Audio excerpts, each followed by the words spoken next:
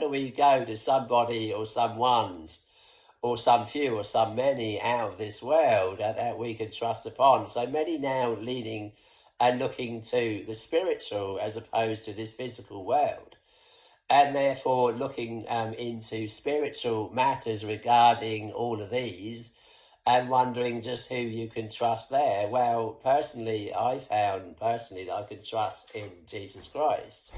This being so, and growing up under such tyranny of coming from a bad family, etc., the usual ills that we all now face, many coming from bad upbringings and broken marriages and oppression in their own country, people becoming teenagers and wondering where on earth are they going to turn to, what are they going to do, how are they going to survive the whole lifetime ahead of them.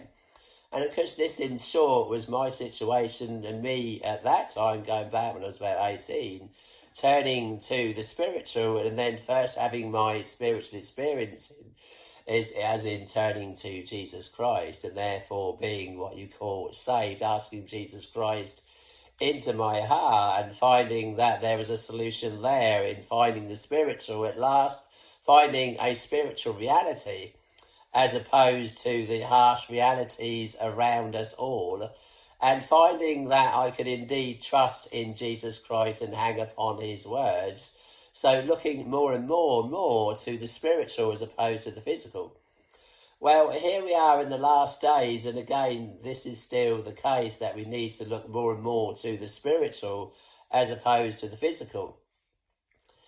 And in the last days of man's great history on earth, now accumulating and climaxing into what we might call a time period of great crisis for us all, where are we going to go, and who are we going to look to? Who are going to be the many masters? If the many masters in this world are letting us down, then we must of needs go to the many masters that are already on that other side and in that spiritual realm. Therefore, we're looking to Jesus Christ, and Jesus Christ, of course, has many angels and even departed saints that have left this world now operating in that spiritual realm and addressing the problems here in this realm. And many finding themselves leaning more and more to the spiritual, and many more finding themselves leaning more and more to the arm of the Lord as opposed to the arm of the flesh. And even to the arm of the possibility of there being angels out there that you can connect to and work together with, as even Moses did. Now, in the New Testament, you have people saying that all of these things happen even unto them in the Old Testament, and are written for our admonition, upon whom the ends of the world are come. Well, it looks like the ends of the world are coming, whether you're of this political persuasion or that political persuasion, or this spiritual thinking, or that denomination, or whichever background or belief you have, whether it's political, physical, or spiritual. We can all agree on one thing, that we're indeed facing great crisis, and therefore it doesn't look like it's going to get easier. It's going to get worse before it gets better. So who are we going to turn to in a world of many masters that we feel we can't trust? Well, you find yourself driven more and more out of this world rather than into this world, and looking to people like Moses, who survived in the wilderness, as opposed to those that are surviving as going along to get along, which can only make matters worse. I mean, in England, you've just had the new Labour Party come in. Do I go along to get along? We can't help but think this is going to only end up worse than it was before. Can we hang upon their every word? They make their promises and they quickly break them. No sooner they got in, then they're breaking all of their great promises. So we can't hang upon the words of man, but we can hang upon the words of God. Are the words of God enough? Are the words of Jesus Christ enough? Yes, they are. And they often come in via those ministers of Jesus Christ that are already in the other realm.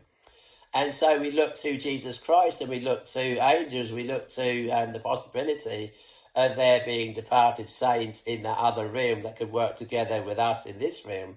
They no doubt have their crises in their lives in their time. They now coming to us in our time and addressing our problems in our time.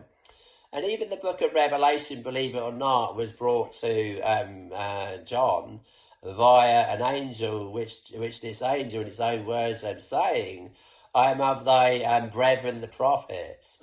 So this angel that came to John in the book of Revelation was indeed a minister, and a minister of God's word. In other words, an angel is a messenger and a minister of God's words, and not only a minister of God's words, but a minister of God's spirit. It's one thing ministering to people God's words, but at the same time, are you ministering to people God's spirit? Well, John, it says, was in the spirit, it says. So he's in the spirit of Jesus Christ happened to be on the Lord's day, so he's resting. So in spite of the fact that he was having a rest, suddenly this door was open in heaven, and John was called up hither, and this angel now sent by Jesus Christ, this angel saying to John, I'm of thy brethren, the prophets. So in other words, the book of Revelation was brought to St. John via a departed saint, which was of thy brethren, the prophets. Well, sometimes, let's say, just like John, you're in the spirit. You're in the spirit, either it's on this day or that day. You happen to be in the spirit on the Lord's day. Suddenly he gets a vision of Jesus. Well, the thing is, being in the spirit, what is being in the spirit? It means you've received Jesus Christ into your heart, into your life, and you've made that crucial spiritual connection. Why is it so crucial? Because this tells you indeed there is a spiritual reality.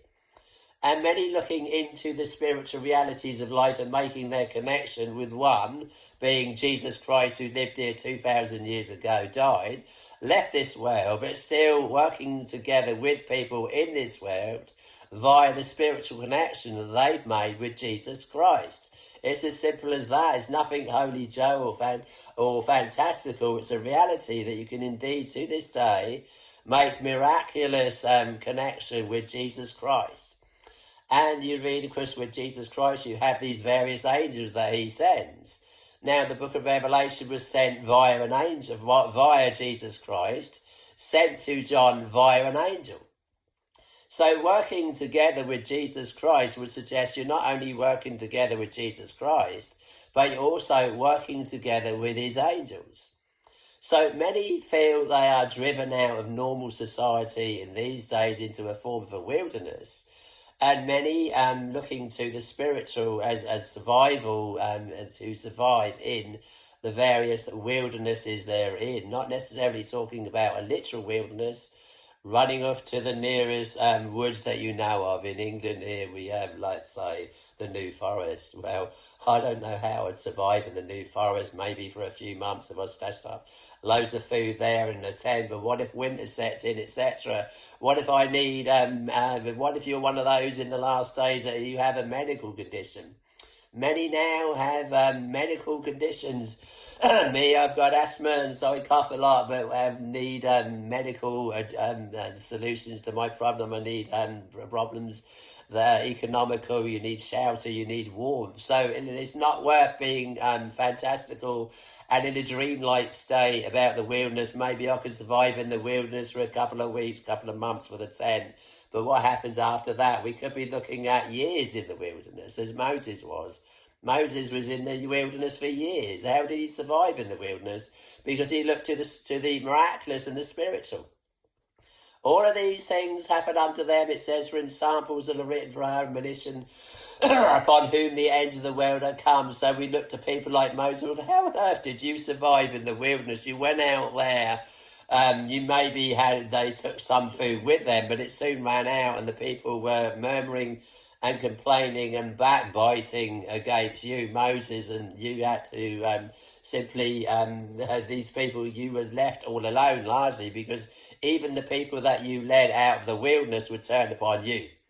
They were backbiting. You had you had rivalry, and those that didn't have faith in your leadership that rivaled against you. How did you survive all of this? It was through the miraculous.